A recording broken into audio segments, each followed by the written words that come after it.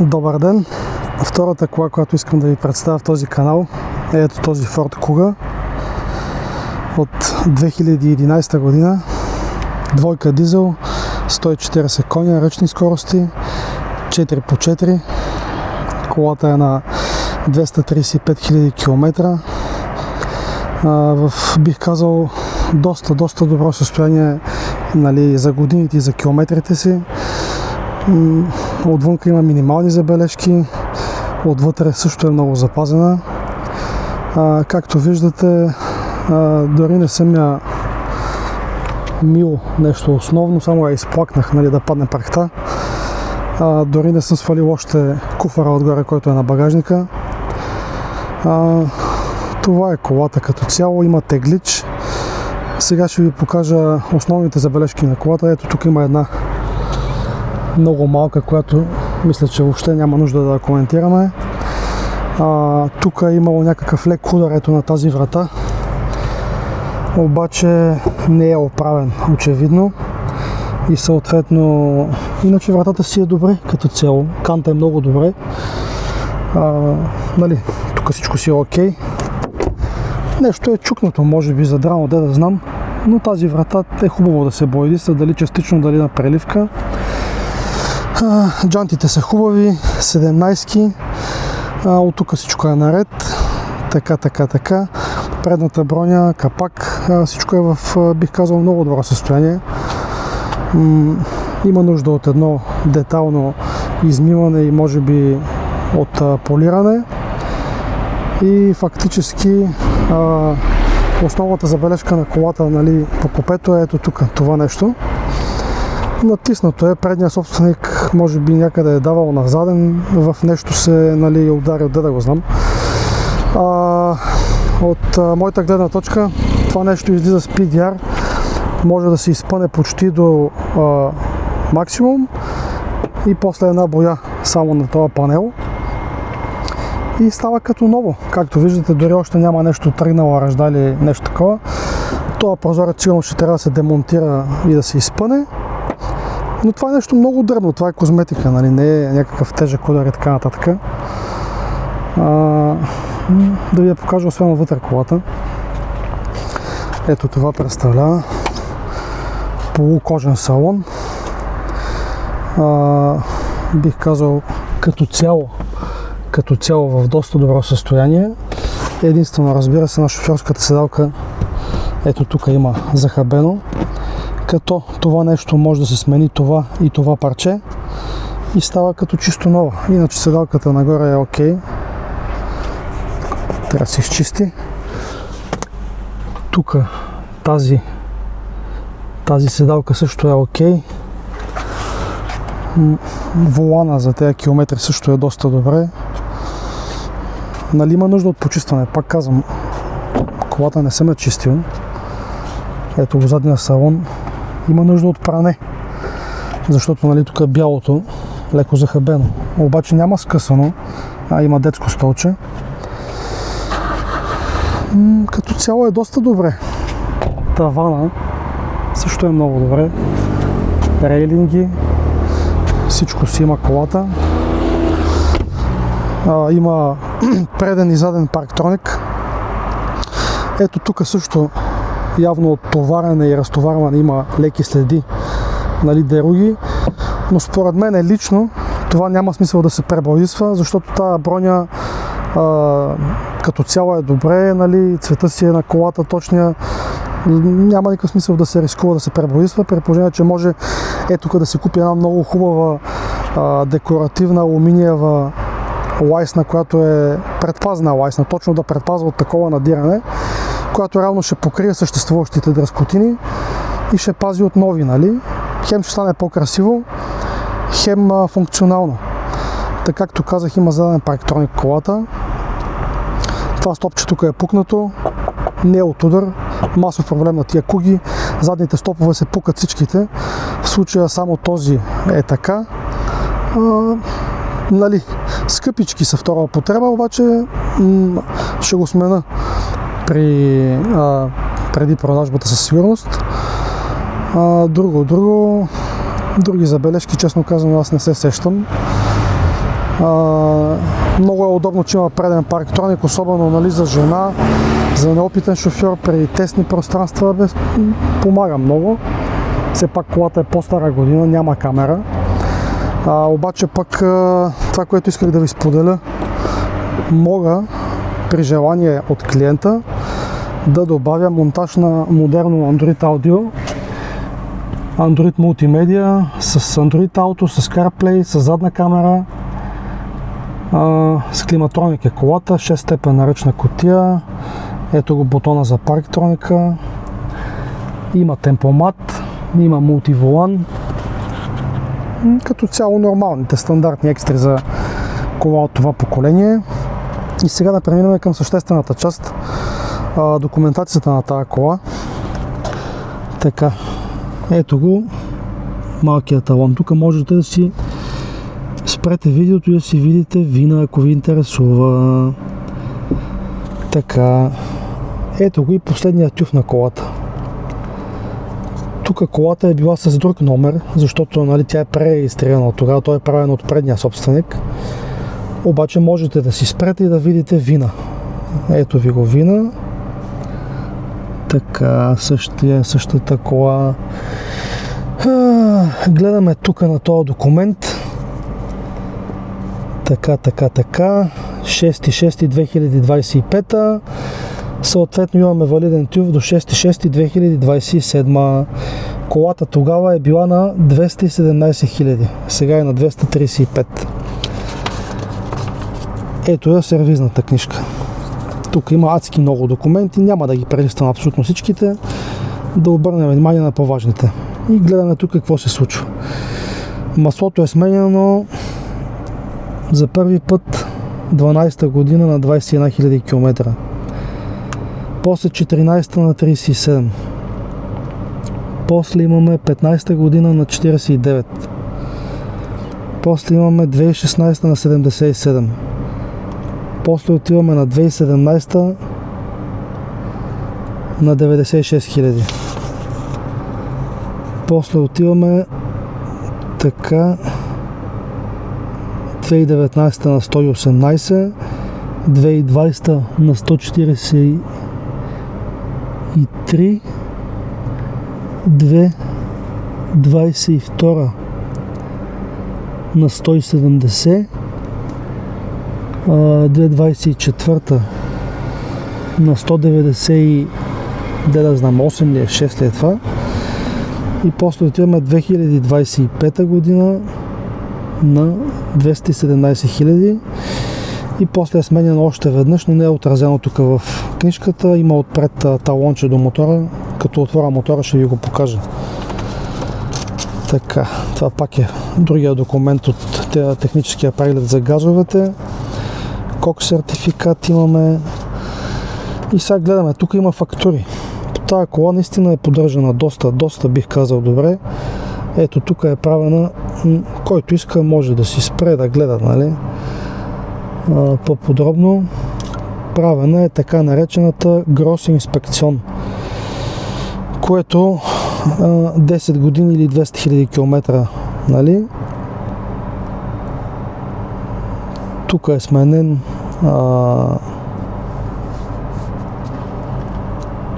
я да видим какво е сменено. Климатика е напълнен. Някаква допълнителна 12-месечна гаранция е дадена. Някакъв дихтунг е сменен. Маслото е сменено. Така. И пружини предни и амортисьор преден десен. Така. Какво ще е правено по тази кола? Я да видим. Така. Тук е сменен компресора на климатика с чисто нов. Да видите немците как сменяват. Луда работа. Масло за климатика.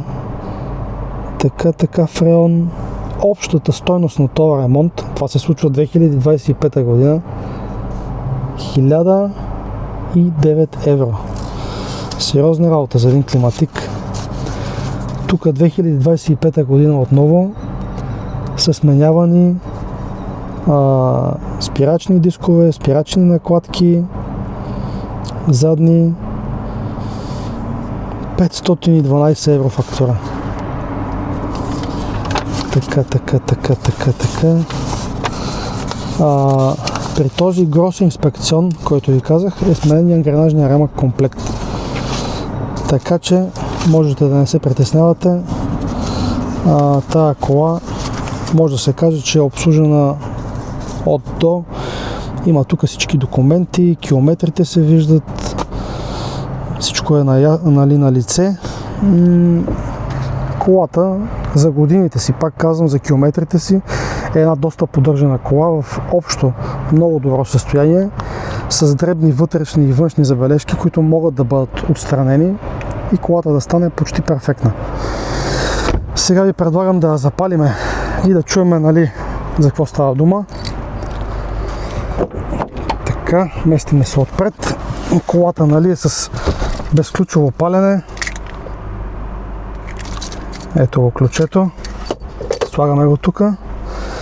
И старт бутона е на много интересно място. Тук по средата. Палиме. И гледаме сега. Да видим километрите.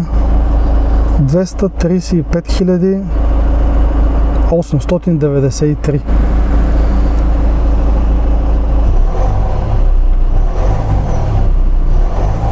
Ето е как работи колата.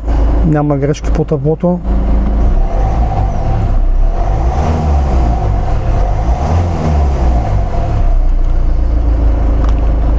Гасиме сега.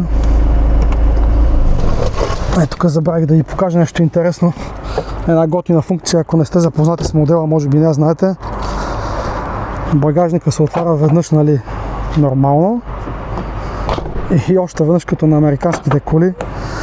Тук се дели и може да се отвори само с таквото, което е много удобно за пазар, за покупки. Слагате тук турбите. Цак, затваряме. Друго нещо интересно, ако не знаете как се отваря предния капак, сега ще ви покажа, само че с една ръка е малко трудно. Взимаме си ключа, тук бутаме, момент, и вадиме това ключенце. Отиваме на емблемата, отваряме ключето, наляво, надясно, така надясно и дигаме. Сега само да сложа щеката. Момент. Ето ни. Това е двигателчето. Както виждате, не е мито. Просто нищо не е правилно по тази кола от моя гледна точка. Показах ви горе-долу предния собственик какво е сменил. Тук има лепенка, сменяване спирачната течност. 22 година. Така. Ето го тук и въпросното стикерчето за маслото. И сега четеме тук. Маслото е сменено на 233 000, 26 година, 5230. Така. Като цяло, това е колата. Ако искате, мога пак да ви я запаля, да я чуете, ще я запаля. Макар че то не се чува много готино през телефона, ама ще я запаля да чуете как работи. Цъкаме си тук бутона. Така. Ще взема даже микрофончето, за да чуете по-добре.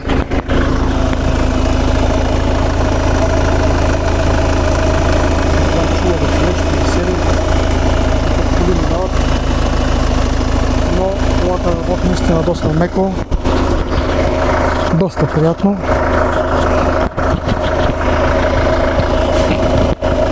Така. Слагаме си микрофончето пак, момент само. Ето, готови сме.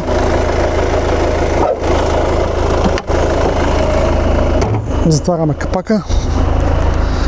Гасиме. И сега ни остава единствено и само да обсъдим за много хора най-важното – цената. Тази кола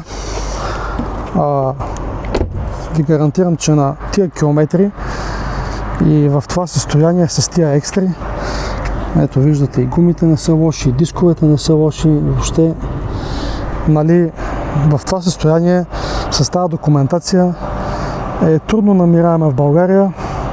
Не казвам невъзможно, казвам трудно намираема, трудно доказуемо, че колата е такава.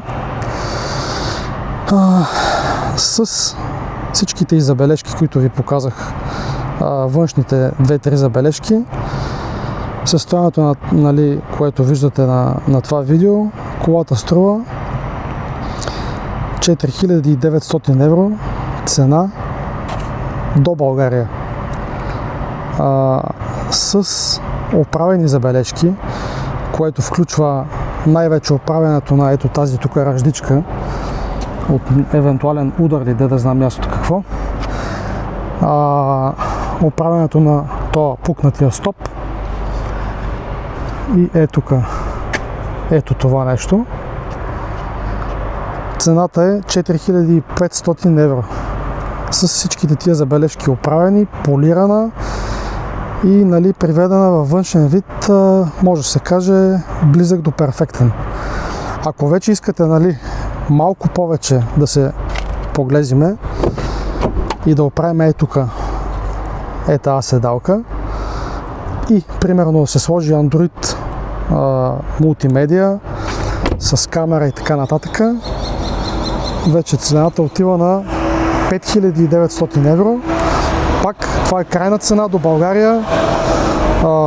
Работя с немска фирма, нали, издавам фактура, естествено, всичко е абсолютно законно. Нали, като според договорката и това, което, нали, коментираме, могат и тия гради, нали, да се дадат и съответно и този куфар, ако човек има нужда. Отворен съм към предложения, може различни комбинации да се направят, може пък да се оправи отвътре колата, това, което има тия 2-3 неща, а отвънка да не се пипа почти нищо. Ако имате интерес и си търсите такава кура, хубава, истинска, ето я, пред вас е, свържете се с мене, пишете ми, ще се чуеме и ще обсъдим всичките възможности, къде, кога и какво може да се направи, така че да получите една готина, истинска кола, която виждате, че не е ударена и че не е изтормозена. Аз лично бих си я карал даже и аз, обаче не ми трябва такава кола. Аз съм фен на комбитата. Така че ако имате желание, свържете се с мене. Ако не търсите такава кола, друг модел, обаче хубав, абонирайте се за канала, чукнете камбанката, защото имам намерение да пускам горе-долу често нови коли и може да изпадне нещо подходящо за вас. Така че, чао и до следващата кола!